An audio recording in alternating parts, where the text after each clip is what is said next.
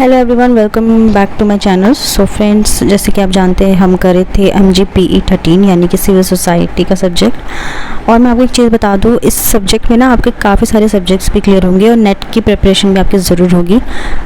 Unit number 1 करे थे हम अंडरस्टैंडिंग सिविल सोसाइटी। तो अभी तक हमने एरिस्टोटल के बारे में पढ़ा था कि इनका क्या सिविल सोसाइटी कॉन्सेप्ट है, बहुत ज़्यादा इंपॉर्टेंट है। एरिस्टोटल, रूसो, प्लेटो, ये सब बहुत इंपॉर्टेंट है, ज़रूर करने। तो आज मैं आपको 2 टॉपिक यहाँ पे क्लियर करवाऊंगी। एक है आपका early modern notion of civil society and दूसरा है civil society and state in opposition. ठीक है, थॉमस पेन का कॉन्सेप्ट। ओके, तो चलिए स्टार्ट करवाती हूँ। देखिए, early modern notion of civil society specially in the context of Adam Ferguson and Scottish enlightenment काफ़ी इंटरेस्टिंग थी। ये आइडिया ये कहता है कि एक ऐसी कम्युनिटी होती है जिसमें लोग अपनी शेयर्ड वैल्यूज़, लॉज और इंस्टीट्यूशंस के थ्रू मिलके रहते हैं। सो ये कम्युनिटी गवर्नमेंट से इंडिपेंडेंट होती है, ठीक है, अलग होती है, इंडिपेंडेंट होती है, बिल्कुल फ्री होती है, लेकिन सोसाइटी गवर्नेंस में अपना इंपॉर्टेंट रोल भी प्ले करती है। तो फर्ग्यूसन अपनी फेमस आर्टिकल में क्या लिखते हैं, उनके एक आर्टिकल था जिसका क्या नाम है, an essay on the history of civil society. जब भी आपके ऑब्जेक्टिव टाइप क्वेश्चंस आते हैं ना, कभी भी एग्जाम देते हैं, तो ये चीज़ें आपको याद रखनी है। और आर्टिकल कब आई थी बुक 1767 में। ये डिस्कस करते हैं कि कैसे सोसाइटी प्रिमिटिव स्टेजेस से इवॉल्व करके एक ऑर्गेनाइज और कॉम्प्लेक्स फॉर्म में आती है।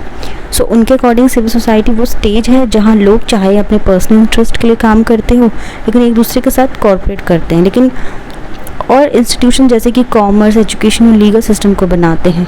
तो यहाँ पे सीधी सरल भाषा में आपको बताती हूँ, चाहे लोग कैसे भी मन से काम करें, लेकिन साथ में मिलकर ही काम करते हैं।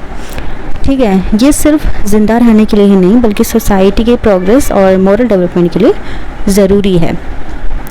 फर्ग्यूसन के लिए सिविक वर्च्यू यानी कि सिटीजन्स का अपनी सोसाइटी में एक्टिव पार्टिसिपेशन और कंट्रीब्यूशन बहुत ज़रूरी था ताकि सिविल सोसाइटी अच्छे से चलती रहे। ठीक है, तो स्कॉटिश एनलाइटनमेंट के और थिंकर जैसे कि David Hume, Adam Smith civil society को ऐसे स्पेस के रूप में देखते थे जहाँ लोग बिना स्टेट के ज़्यादा इंटरफेरेंस के अपने इकोनॉमिक, सोशल और मोरल कामों में लगते हैं। इन लोगों का मानना था कि जब ये इंस्टीट्यूशंस और सोशल बॉन्ड्स ग्रो करते हैं तभी सोसाइटी का ओवरऑल प्रोग्रेस होता है। उन्होंने रीज़न, एम्पेरिकल ऑब्जर्वेशन और ह्यूमन प्रोग्रेस पर फोकस किया, लेकिन साथ में प्रैक्टिकल मोरल फिलॉसफी और इंडिविजुअल के रोल को भी हाईलाइट किया। ठीक है, अब मैं आपको समझाती हूँ Thomas Paine, civil society and state in opposition. Paine के बारे में थॉमस पेन अपने राइटिंग्स खासकर कॉमन सेंस 1776 में आई है, द राइट्स ऑफ मैन 1791 में। राइट्स ऑफ मैन इंपॉर्टेंट है।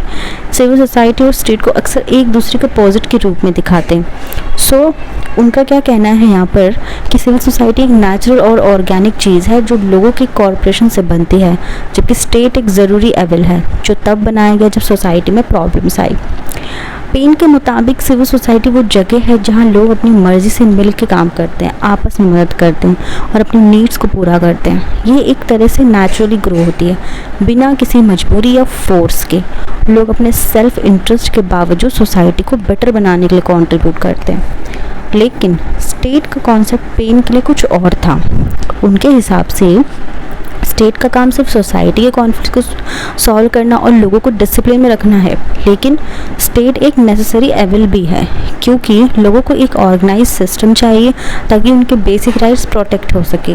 पेन का मानना था कि जितना ज़्यादा स्टेट पावर बढ़ता है उतना ज़्यादा फ्रीडम ख़त्म होती है। इस वजह से उन्होंने ये कहा कि सिविल सोसाइटी और स्टेट एक दूसरे के अपोजिट होते हैं। सिविल सोसाइटी लोगों की नेचुरल फ्रीडम को रिप्रेजेंटेटिव होता है, जबकि स्टेट ज़्यादातर कंट्रोल और रेस्ट्रिक्शंस लगाने का काम करता है। In short, Thomas Paine civil society को एक पॉजिटिव और नेचुरल चीज़ मानते हैं, जबकि स्टेट को एक ज़रूरी लेकिन नेगेटिव चीज़ के रूप में देखते हैं जो सिर्फ सोसाइटी के प्रॉब्लम्स को हैंडल करने के लिए एग्जिस्ट करता है।